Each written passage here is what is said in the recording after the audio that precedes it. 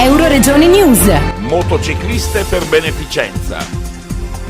Harley Queens for Children è il nome che si sono affibbiate Cinzia e Cinzia, due delle 12 scatenate centaure senza paura. Qual è lo scopo del vostro gruppo?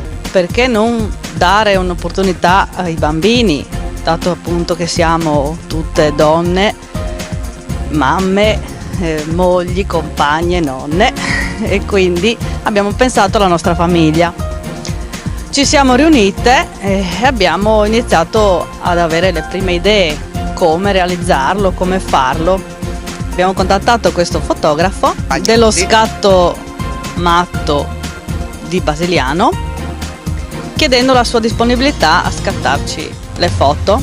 Vi aspettiamo venerdì 22 settembre a Pantianicco al Royal Gala Music Festival in compagnia di 12 artisti che faranno la loro musica e noi saremo presenti con le nostre Harley e i nostri calendari, tutte le 12 Harley Queens.